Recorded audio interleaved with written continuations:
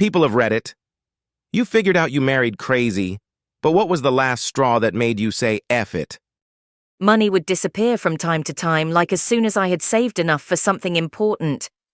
I was very young and couldn't really connect that he would do this to me, to us, when it seemed we were both working so hard toward big goals. The last straw was when another 2KDI stash disappeared and I wouldn't let it go.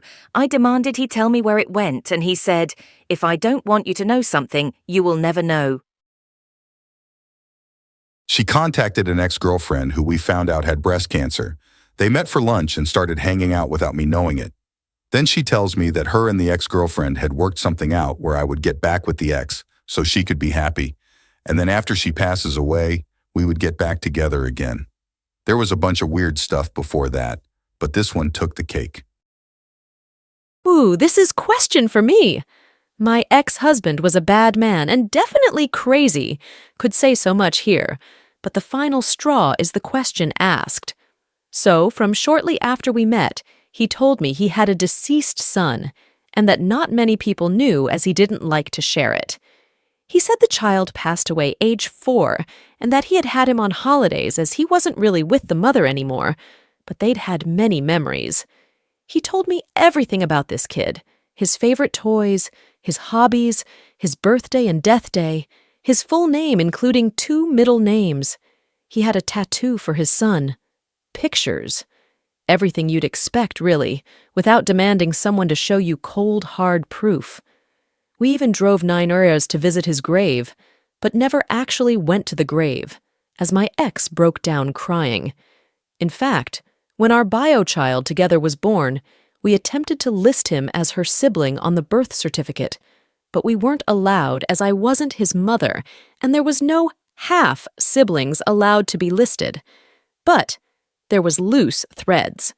Things that didn't make sense.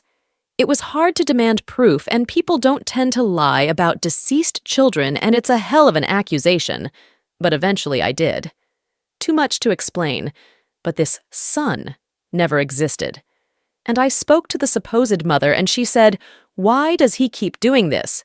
We don't have a son dead or alive." He did eventually admit it, after trying to make a fake profile for his ex who he claimed was the mother, and tried to message me on there as her to convince me. Didn't work.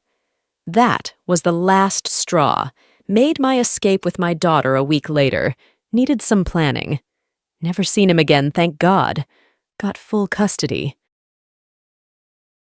After hiding in the karaoke bar bathroom for 30 minutes, she came to me in tears because the guy she had been trying to cheat on me with turned her down. She was expecting sympathy. Edit. Wow, since this blew up, here is how the rest of the night went. I told her what she did was unforgivable, said goodbye to my friends, and called us an Uber home. She cried the entire way while I shared apologetic looks with the driver. Once home, I told her to sleep on the couch and that we would talk in the morning. She was still upset and told me she was going to take an Ambien to sleep. I told her to do whatever she wanted and closed the door to the bedroom. I was laying there for about 30 minutes processing how awful this was and how I had to get out of this marriage when I sat bolt upright.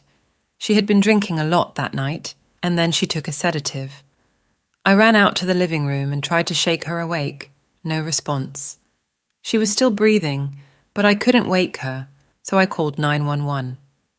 About 5 or 6 minutes later, there are 5 firefighters and 2 police in my living room, taking her vitals and loading her onto a stretcher for a trip to the ER. A firefighter looks me in the eyes and says he sees people die this way all the time. The police question me and examine me to see if there are signs of a struggle, checking my fingernails, looking for scratches on my forearms, neck, face, etc. It sucked, but the cop was actually a really nice guy and was just doing his job. Turns out the Ambien prescription was super old and from her ex-boyfriend. Awesome stuff to learn at 3 a.m. They take her to the ER for treatment. I follow the ambulance, since even though I hate what she did to me, I don't want her to die. At this point, I'm still processing the night, but also the past 4 years of marriage, and how the abuse from her built to this point. The best I can describe it as is surfacing from deep underwater. I find out she is stable and recovering. It's 5 a.m., so I go home and play with my cats and watch the sunrise. Edit 2. Thanks for the trip down memory lane, Reddit. I had honestly kind of blocked out how that night ended. I think I can look back on it okay now. It was a genuinely shitty night, but also the start of the rest of my life. She smothered a quail to death on our back porch while I was at work and told me about it in excruciating detail when I got home. She was in vet school and described how she put her stethoscope on the bird's chest and listened to its heartbeat stop as she held its beak closed and covered the air holes. We weren't married, luckily, but damn, she was nuts. We never had a real conversation after that. I just moved out as soon as I could. She's a veterinarian now, and that really disturbs me. She smothered a quail to death on our back porch while I was at work and told me about it in excruciating detail when I got home. She was in vet school and described how she put her stethoscope on the bird's chest and listened to its heartbeat stop as she held its beak closed and covered the air holes. We weren't married, luckily, but damn, she was nuts. We never had a real conversation after that. I just moved out as soon as I could. She's a veterinarian now, and that really disturbs me. I stayed temporarily with a friend and his GF after a breakup, where I had to suddenly move back home. I've never seen a more disgusting house apartment before or since. The cat box was literally overflowing. The kitchen was absolutely covered in trash and old food, and the fruit fly infestation was so thick you couldn't walk through the room. The garbage can in the bathroom was completely overflowing with pull-ups from their toddler. There was food and garbage covering the floor. The air literally hurt to exist in BC of the thick smell of cat pee. You could smell their apartment from down the hall. The only room that was fairly clean was the toddler's room. Absolutely insane. He wouldn't let his GF clean either. Would absolutely lose it on her when she'd even mention it. I just did it myself a few times. He could yell at me instead if he wanted. She was the sweetest girl in the world, but very anti-conflict. I waited until he went to sleep to clean. I had to come back and stay with them twice while I tried to get back on my feet. And every time I came back, it was in the same way it had been before I cleaned. I stopped being friends with this guy LOL. Edit to answer why I didn't report them to CPS.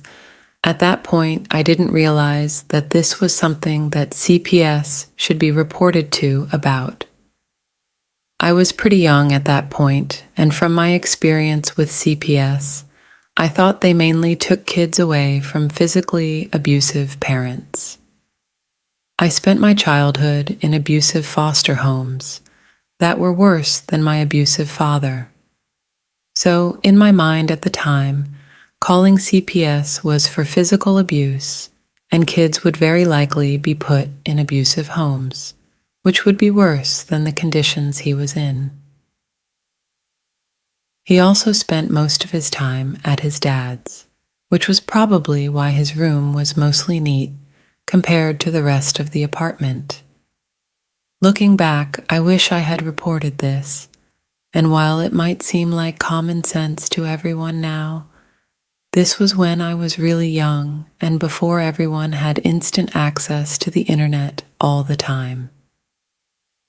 The poor kid definitely deserved better, and that was why I cleaned their place when I could. But if I knew then what I know now, I'd have done things differently.